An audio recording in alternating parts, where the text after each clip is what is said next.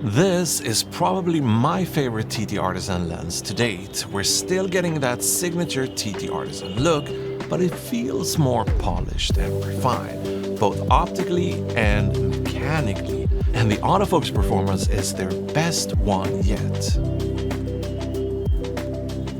So this here is TTArtisan's new full-frame 40mm f2. I've been testing the Sony E-mount version, but it's also available for Nikon Z.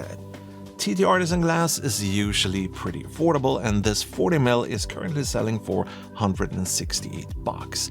It's an all-metal construction with a clicked aperture ring and 7 semi-straight aperture blades, which kind of ties into the whole TTArtisan look. The hood is made out of plastic, and behind the hood we got a 52mm filter thread. There's no AF/MF switches or any other buttons or dials on the lens itself, and there's no image stabilization and no weather sealing gasket here on the mount, which is kind of to be expected on a $168 lens. Still, the manual focus ring is actually the nicest one I've come across on a TTArtisan lens, which kind of makes me happy because, well, in case you didn't know it, TTArtisan have this history of making really great manual focus lenses, which are mechanical. Here we're obviously dealing with focus by wire, but still they managed to get the feeling, the dampening, and everything here on the focus ring quite dialed in. Now, I do want to bring up one thing here since we're talking about focus, manual focus, autofocus, that sort of stuff. The autofocus motors can be picked up by the camera's internal microphones.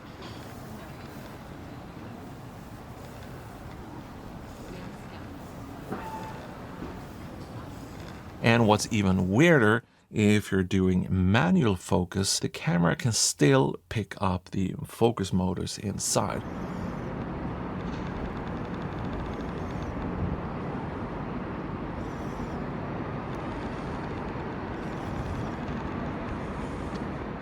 I'm not gonna deduct any points for this. If you're a video shooter worth your salt, you know that you shouldn't rely on the built-in microphones for audio. Now, one thing that has been kind of an Achilles heel or a weak point for TTArtisan lenses in the past, at least for video, is continuous autofocus performance. Stills, at least in my opinion, have been pretty decent, but it's been lagging behind, especially if we compare it to other third-party lenses. But I was actually baffled when I did some autofocus tests here on the A7S III, because this here looks absolutely fantastic.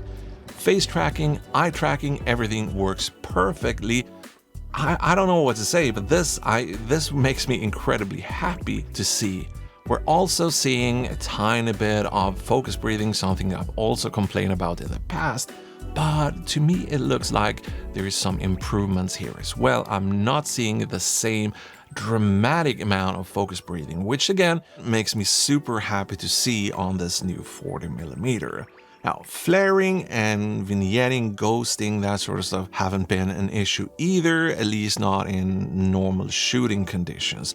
I do want to point out that as a hybrid shooter, I often shoot with a VND attached to the lens, so this may factor in when it comes to flare, ghosting performance, that sort of stuff. But I can tell you this, unless your gig is to shoot street lamps straight ahead at night or other bright light sources, I don't think you're gonna have any issues with flaring, veiling, ghosting, that sort of stuff. Same thing when it comes to chromatic aberration. I haven't really seen any signs of chromatic aberration in any of the sample footage that I've shot.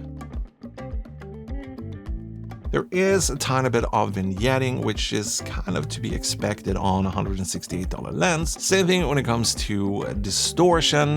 There might be just a tiny amount of distortion, but I wouldn't call it severe or anything that you will have to correct for in post unless the shot really calls for absolute straight lines. In fact, none of the sample footage in this video have been corrected for chromatic aberration, distortion, or any of that stuff.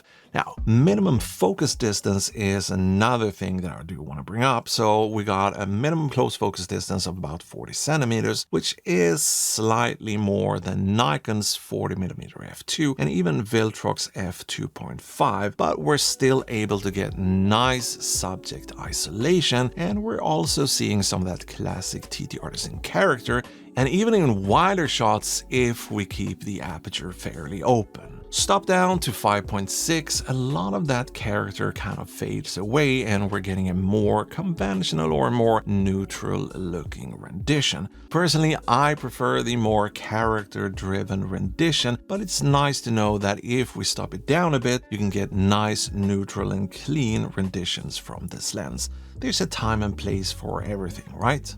Quirks, flaws, character, it kind of depends on the context. And if we look at TTArtisan, they've been leaning into things like astigmatism, field curvature, and well, some of the lenses are pretty quirky, but most of them have these vintagey, retro-inspired looks because of the quirks, the flaws, or the character. So I'm gonna tell you this, if you're looking for cheap and perfect, I suggest you pick up the Viltrox 40mm f2.5. I'm gonna put a link to that lens here in the description. But if you're looking for something fun, something creative, and well, with a bit of a character, then this here, the 40mm f2, might be the ticket. But what exactly is the TTArtisan look? Well, let me put it this way. Most manufacturers today often chase perfection, while TTArtisan is usually a bit more playful and not afraid of visible brushstrokes. Something that makes TTArtisan lenses some of the most interesting options for both stills and video shooters looking for interesting characterful lenses without giving up autofocus, obviously, and especially now with the improved autofocus and focus breathing performance of this lens, I think it's going to be an even more compelling option for video shooters and still shooters who likes a bit of character. Maybe you're into vintage lenses, that sort of stuff, but you really would like to have something with autofocus for casual or less casual shooting. So TTArtisan's new 40mm f2, at least according to me, is a pretty good catch.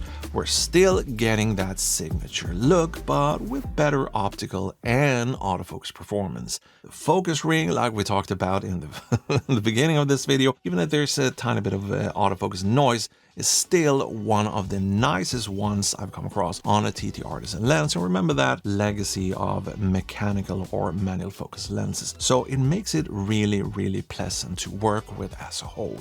So if you out there is a Sony or a Nikon shooter and you're looking for lenses with a tiny bit of character and autofocus, definitely check these out and use the links down below to get the best prices and see if there's any sales going on right now.